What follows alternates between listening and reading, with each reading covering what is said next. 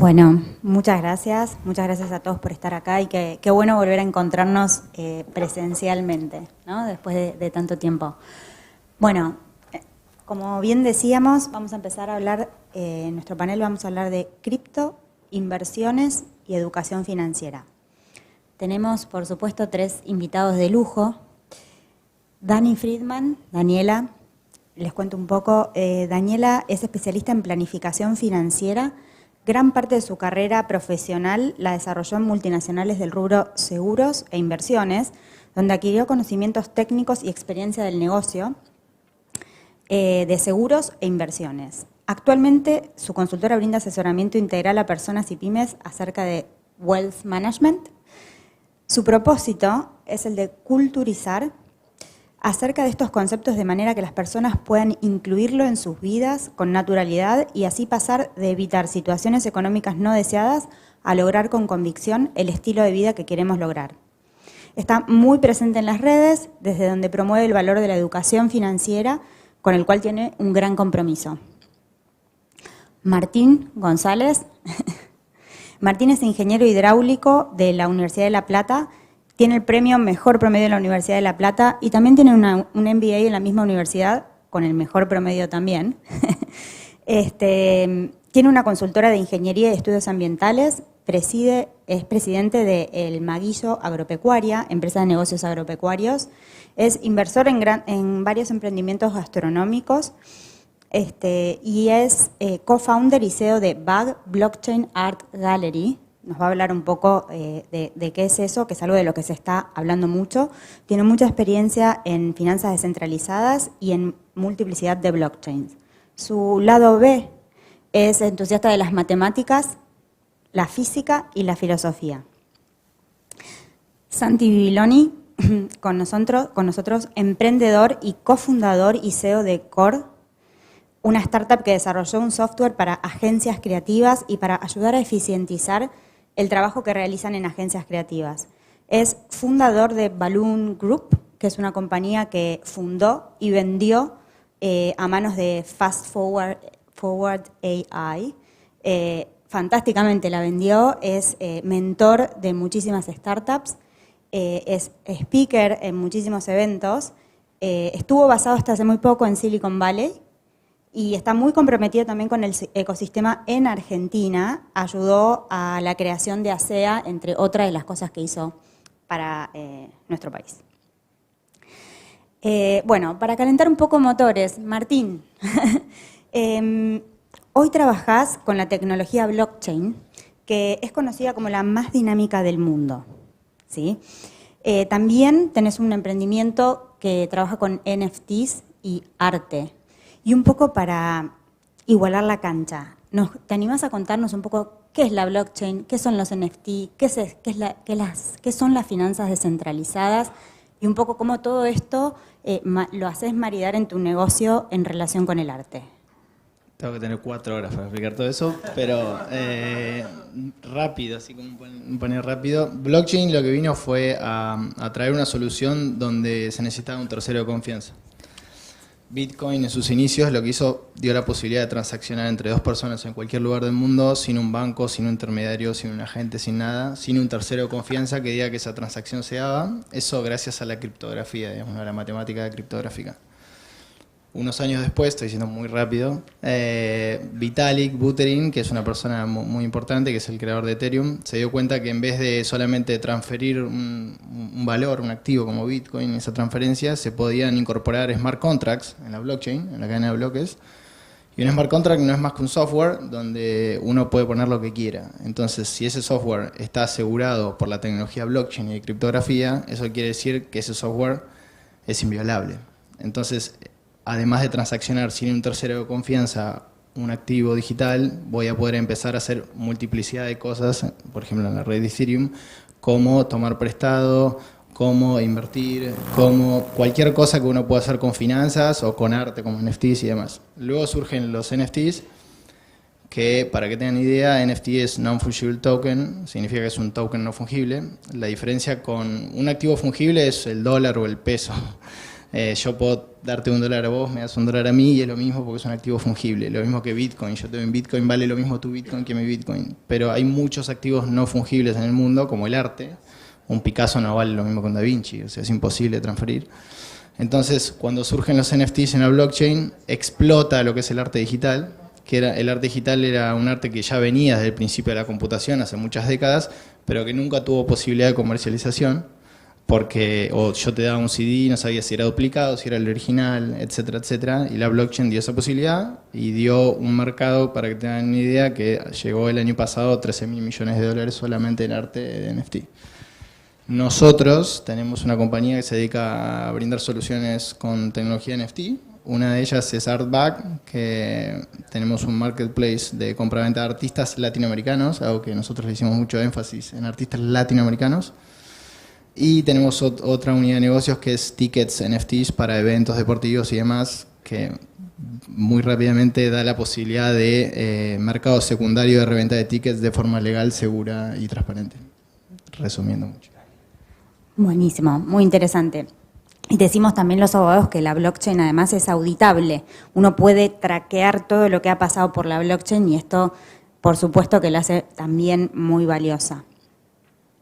Bueno, un poco el juego que hace la blockchain o las finanzas, digamos, o esto de la descentralización, es que todos podemos ver qué es lo que ha pasado, qué es lo que ha ocurrido con una transacción, por ejemplo, en la blockchain. Es como que se empieza en el mundo en realidad de las finanzas y de las tecnologías, se empiezan a entrecruzar en esto de la apertura, de descentralizar, de sacar el poder del centro y que esté más distribuido normalmente entre los usuarios. Entonces, aprovecho este pie para preguntarle a Dani, es importante que todo aquel que va a utilizar finanzas y tecnología se eduque. Vos sos especialista en educación financiera. ¿Cuán importante es para vos, supongo que mucho, la educación financiera para invertir? ¿Me tengo que educar? ¿Tengo que ver a quién le está yendo bien y tengo que copiar? ¿Qué cosas puedo copiar? ¿Cuáles son los consejos que vos le das a las personas que te van a ver y que te preguntan sobre esto? Bueno, definitivamente creo que nos tenemos que educar financieramente. A lo mejor mi expertise, mi métier tiene que ver como con un layer, como una capa anterior a la tecnología, digamos, ¿no? Cuando accedemos a la tecnología tenemos que saber qué es lo que queremos hacer o para qué estamos haciendo lo que estamos haciendo. Entonces, hasta en la carrera de economía no hay una materia que sea de finanzas personales, no existe. Y en general no sabemos manejarnos con nuestras finanzas porque no tenemos educación. Entonces ahí es donde estoy a lo mejor más tiradita de cabeza yo. Intento que la gente reflexione para después sí, con información y entendiendo también lo propio, digamos, cómo soy yo frente al dinero, desde dónde me paro y qué es lo que quiero lograr, agarrar todas estas herramientas y que jueguen a mi favor, ¿no? En el sentido de poder llevar unas finanzas como sanas a lo largo de la vida, y para esto hay conceptos básicos que muchas veces por creencias, por herencia, por cosas que escuchamos por eco, vamos en automático, no hacemos un autoanálisis de qué es de verdad lo que yo quiero o para qué hago lo que hago. Y en función de eso, sí, acciono con la diversidad de cosas que hay como para poder invertir y accionar. Buenísimo. Santi, vos sos lo que se considera para muchos un ejemplo del caso del emprendedor que le fue bien. Hiciste tu compañía, le fue muy bien, la vendiste muy bien, hoy liderás otro emprendimiento. De Argentina te fuiste a Silicon Valley, te instalaste allá, llevaste adelante estos dos emprendimientos. Entonces te pregunto si nos compartís un poco cómo es ese camino del emprendedor, cómo fue al principio, qué herramientas te fueron útiles, qué obstáculos encontraste y sobre todo cómo te ayudó o no, o cuán importante es la tecnología para vos en estos proyectos y como para hacerlos realmente escalables. Bien, gracias María y gracias a todos por la invitación. En primer lugar, yo creo que si hay algo que siempre me acompañó, porque esa compañía que vos nombrás, que luego la vendimos, la fundé solo, solo y cuando tenía 21 años. Así que mucho a los 21 años no podés saber, ¿no? Es decir, digo, llevémonos todos a nosotros a los 21 o 22 años. Digo, ¿qué sabes? Nada. Entonces, digo, ¿qué creo que fue lo que me acompañó siempre? Creería que 4 cosas. La primera tiene que ver con pensar en grande. Siempre fui una persona que cuando vi a otros, que siempre me parecieron muy inspiradores, creí que si ellos lo podían hacer, yo lo podía hacer.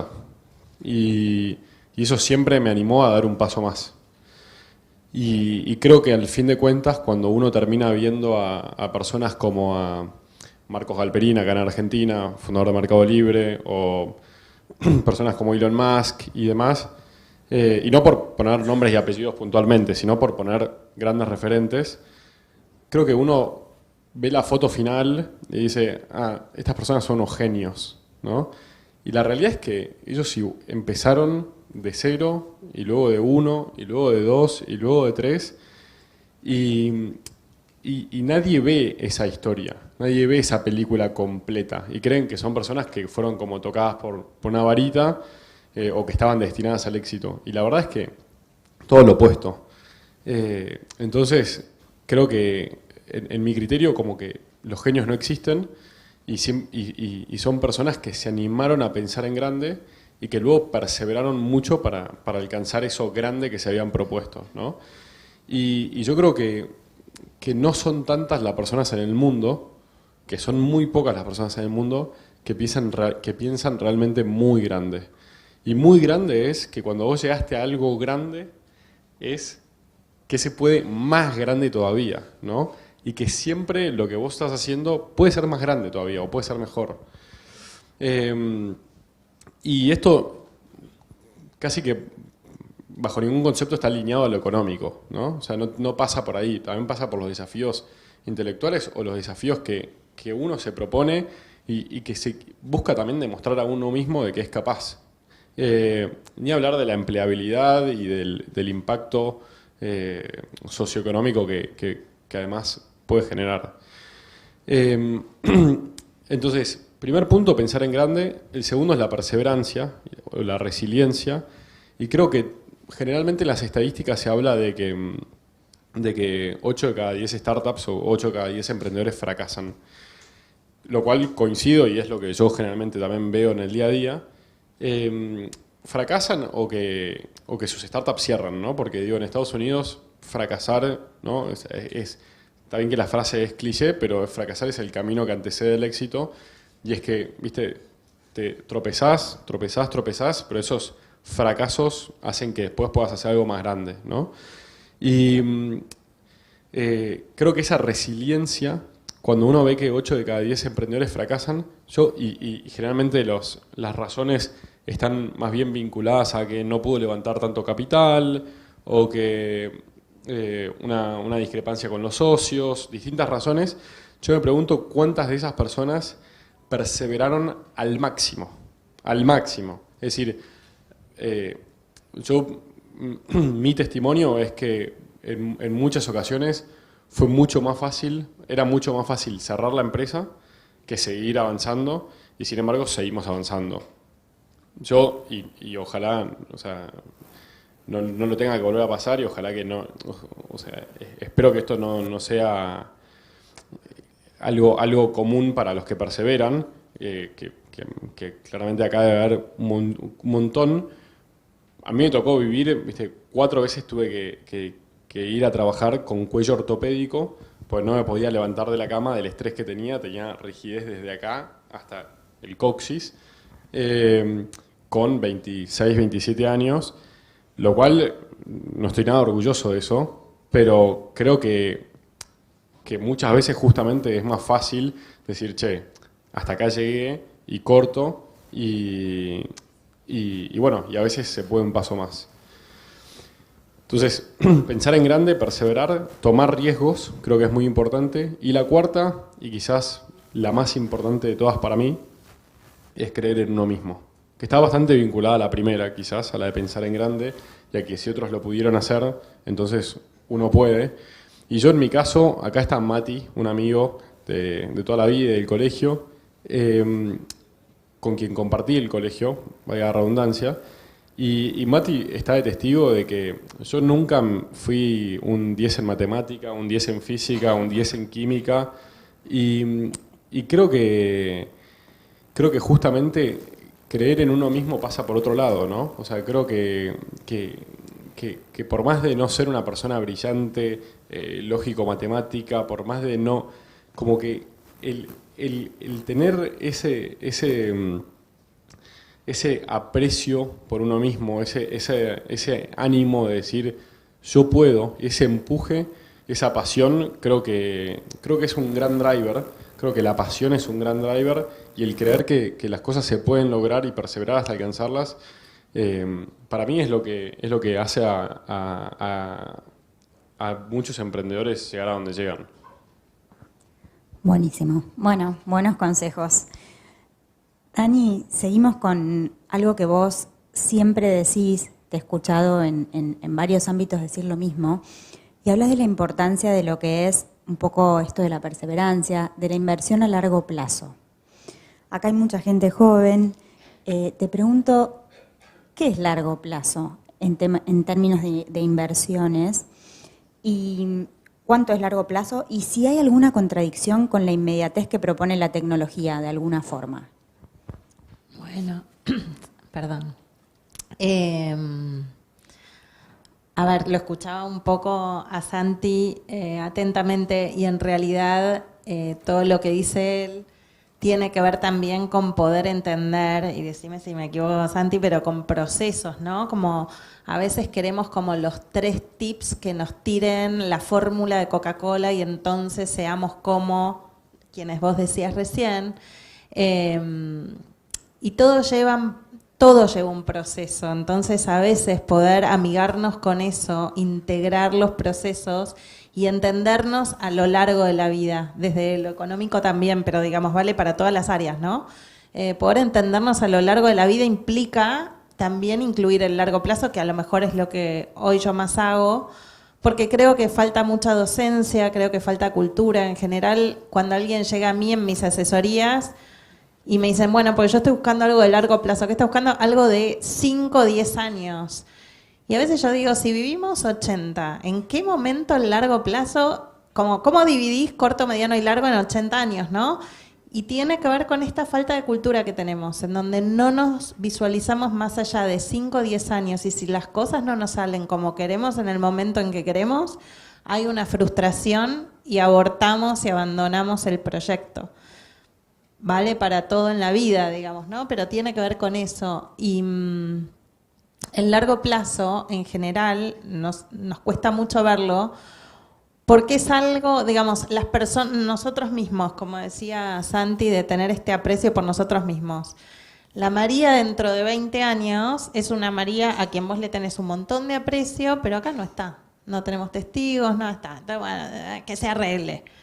Y en realidad la idea es poder vivir económicamente a lo largo de la vida y para eso administrarse a lo largo de la vida y amigarnos con estos procesos, que en realidad lo que termina pasando con la tecnología es que las generaciones que vienen, que ya son tecnológicas, tenés esta cosa de la inmediatez, de que todo lo resolvemos apretando un botón, y hay cosas que no se resuelven apretando un botón. Y estaría bien saberlo e incluirlo. La pandemia lo trajo como muy claramente.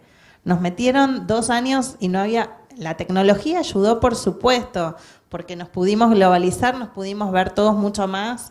Entendimos que no hay fronteras y eso está buenísimo. Pero estuvimos 2 años entre 4 paredes y eso no se adelantó porque había un virus que tuvo su proceso y ese virus, para que baje malignidad, tenía que pasar determinado tiempo, como con cualquier virus. Y lo mismo pasa con una semillita. Si yo pongo una semilla y quiero que al otro día me crezca el árbol, no va a crecer. Y un poco eso pasa con las inversiones. Uno intenta, ay, no me rindió esto, bueno, mejor la saco de acá, la pongo allá. Y no nos preguntamos para qué hacemos el embarazo. El embarazo son 9 meses, no hay forma de ir contra eso. Es la naturaleza y la naturaleza va por sobre la tecnología. Entonces, usar la tecnología a nuestro favor, pero también integrando lo que son procesos que ayudan a la sabiduría a lo largo de la vida, con las finanzas también, por supuesto, y que nos cuesta verlo y por eso llegamos a edades que a lo mejor no estamos trabajando y si no tuvimos prevista determinadas acciones con las inversiones, ¿de qué vamos a vivir cuando no estemos trabajando, no? Entonces, para eso vuelvo a lo de antes, que es que hay que educarse financieramente, entender qué de verdad es para mí, que no necesariamente tiene que ver con lo que hace el de al lado, y en función de eso, tomar acción con información para poder tener como un estilo de vida a lo largo de la vida, no solo de acá a 2, 3, 4 años, ¿no? Buenísimo. Martín, también siguiendo un poco con la mirada hacia el futuro, nos contaste un poco los casos de uso de los NFTs. ¿Qué casos de uso te parece que tienen hoy y qué casos de uso te imaginas para el futuro? Sí, como te dije, la primera gran revolución de los NFTs fue con el arte digital, que tenían un corset de falta de posibilidad de comercialización y cuando vieron la posibilidad tecnológica explotaron y fue un boom. Para que se hagan una idea, o sea, el mercado del arte convencional, según las estadísticas de Christie's, es de 53.000 millones de dólares más o menos, y en 2 años de vida los NFT llegaron a 13.000 millones de dólares. Estamos hablando de un mercado de siglos de maduración con respecto a uno de 2 años, ¿no? También que puede haber habido una burbuja y un montón de cosas, pero es muy relevante. Creo que los NFT son la próxima revolución de blockchain. ¿Por qué? Porque creo que son el vehículo para que un montón de assets del mundo físico, y digo mundo físico y no digo mundo real, porque para mí el mundo es físico, virtual y demás, y realidad aumentada y demás, hay diferentes realidades, pero es el vehículo para que, por ejemplo, nosotros trabajamos con arte, trabajamos con tickets, pero el día de mañana, hoy ya está pasando en real estate, commodities, un montón de cosas, el transporte, la logística, muchas cosas que están que tienen problemas, digamos, de trazabilidad o de confianza en el mundo real, en el mundo físico, perdón, hasta yo me confundí. En el mundo físico van a tener la tecnología NFT para ser utilizados, sobre todo porque le saca fricción a cualquier tipo de confianza y de comercialización. La blockchain lo que viene es a sacar las fricciones del comercio. Digamos, el comercio y el dinero fluye cuando uno le saca fricción a ese intercambio. Y los NFTs, además del fungible y blockchain, permiten de que muchísimas industrias en el día de mañana se vayan sumando, digamos, a blockchain. Algo fundamental es una cosa muy específica que son los oráculos, que bueno, es algo muy, muy técnico, pero un oráculo lo que hace es lleva información del mundo físico hacia la blockchain, ¿no? Por ejemplo, cuál es el valor del dólar, cuál es el valor de la soja, cuánto vale este edificio o cuánto vale mi auto. El gran desafío es hacer que esos oráculos no sean corruptibles para que la información que se lleva del mundo físico a la blockchain sea real, porque si uno corrompe el oráculo, se cae DeFi, entre otras cosas. Porque si yo utilizo un smart contract para decir Argentina va a ganar 4-0 a Arabia Saudita, esperemos, y Santi dice 2-0, si el oráculo es corrompido y dice que salió 2-0, va a hacer ganar a él, y el smart contract en la blockchain es irreversible por las características de blockchain. Entonces ya una vez que le envió el dinero para ganar la apuesta a él, no lo puedo volver atrás. Entonces, mi automóvil va a tener una propiedad en un NFT, voy a vender mi automóvil con un NFT, voy a ingresar a mi auto con un NFT, voy a vender mi casa con un NFT. Ya en real estate, por ejemplo, este edificio está tokenizado por metro cuadrado, entonces yo puedo acceder a invertir no en la totalidad de un piso, sino en 3 metros cuadrados del cuarto piso. Puedo dividir lo que es la propiedad del lugar con los derechos de comercialización, entonces yo soy un desarrollador y puedo decir, vendo los derechos de propiedad, pero me quedo con los derechos de comercialización para poder alquilar. Bueno, las posibilidades son infinitas y creo que es el gran salto de acá a los próximos 10 años, si es que blockchain escala, porque para traer todo el mundo físico a la blockchain tiene que escalar, tiene que tener muchísimas transacciones, tiene que ser barato, tiene que ser ágil y eso es en lo que se trabaja, ¿no? Buenísimo. Nos quedan 3 minutos, pero entonces muy cortito por ahí a los 3, si quieres empezando por Santi, a ver si comparten un poco esta apreciación. Hoy en este mundo globalizado y cada vez más descentralizado, las finanzas y la tecnología tienen un rol cada vez más importante en la mejora de la sociedad y del planeta. Se busca, por ejemplo, resolver problemas de inequidad e inclusión a través de la fintech. Se busca, por ejemplo, que los bancos tengan o incidan o tengan un rol en las emergencias climáticas. En el mundo cripto también se busca que haya un impacto social, etc. Entonces, las finanzas y la tecnología, que es un poco el centro de todo lo que estuvimos conversando, son vistas por muchos hoy como la base de negocios de alto impacto en el mundo. Y se les exige que tengan valores detrás de estos negocios, a tal punto que el Financial Times, por ejemplo, publica semanalmente que los negocios que no tengan estos valores se van a caer. Es bastante drástico. Pero, ¿qué piensan de esto? ¿Y cuáles son esos valores que, a su criterio, tienen que sostener estos negocios de hoy? En 1 minuto cada uno. Yo lo veo tal cual y opino igual que el Financial Times sin saber que lo publicaba semanalmente. Y creo que sí. Además, los jóvenes de hoy en día creo que valoran mucho a la hora de elegir dónde trabajar los valores de la compañía. Teniendo hoy muchísimas compañías, sobre todo en el plano de la tecnología, que crecen muy rápidamente y donde las ofertas son muy grandes, o sea, muchas y buenas, creo que los valores forman, o sea, son muy importantes. ¿Qué valores? Creo que hoy cada vez más el hacer de este mundo un mundo mejor, por así decirlo, que parece muy genérico, pero lo vinculo más que nada a cuestiones naturaleza, ¿no? O sea, cambio climático, que es algo más generalizado. Digo, que no distingue raza, religión, color, nada. Cambio climático y todo lo que tenga que ver con impacto social es cada vez más valorado. Así que creo que hoy el desafío de todas las compañías es, y si no lo es, tiene que ser el propósito.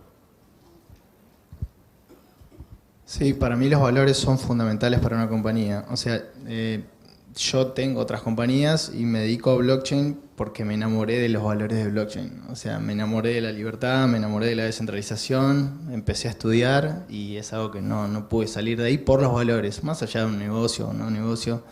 Yo he tenido posibilidades de hacer negocios muy importantes con algunas de mis unidades y cuando me di cuenta a mitad de camino que esa persona que estaba enfrente mío no compartía los valores básicos que tenía yo, no lo hice. Y soy totalmente sincero. Creo que la Agenda 2030 a nivel global, que decía Santi, ¿no? De medio ambiente, de sustentabilidad, y creo que es clave, no solo por nosotros. O sea, yo tengo 2 hijos chiquitos y mis hijos hablan de cosas que yo a esa edad no hablaba ni de cerca. Y está buenísimo. O sea, papi, ¿por qué tiras eso? ¿Por qué no lo reciclas? Y me interpela todo el tiempo. Hay cosas que pueden estar sobre exageradas y otras no tanto. Pero creo que los valores en mi empresa, por ejemplo, el valor de la libertad es algo para mí que es clave. El home office es algo que parece que la pandemia lo hizo más grande, pero yo no puedo decirle a alguien que venga a la oficina o no venga. O sea, mientras haga su trabajo, tiene la libertad de hacer lo que quiera. Y como decía Santi, hoy los chicos y las chicas cambian muy rápido de trabajo y buscan valores donde sentirse cómodos, más allá de desafíos y demás. Buenísimo. ¿Y Dani, en medio minuto? Sí, medio minuto. Bueno, ya igual dijeron bastante. Obviamente que el tema climático para mí es clave y yo siempre vuelvo como a casa, ¿no? A volver a lo básico. Y desde ese lugar creo que los valores, lo que dijo recién Martín, o sea, yo cuando no quiero, alguien no tiene mis valores, decido no trabajar. Bueno, poder entender cuáles son nuestros valores en casa Y en función de eso, lo mismo, para cada una de las inversiones, para cada una de las cosas que hagamos, que estén macheando esos valores que tengo yo con aquello que voy a hacer y entender muy bien dónde me estoy metiendo, porque eso después impacta en el mundo y bueno, necesitamos de verdad que las cosas cambien drásticamente, porque más que nada hago énfasis en lo climático, ¿no? Y otra vez, la pandemia lo demostró muy, muy claramente. Así que me parece que va por ahí. Buenísimo. Bueno, muchísimas gracias.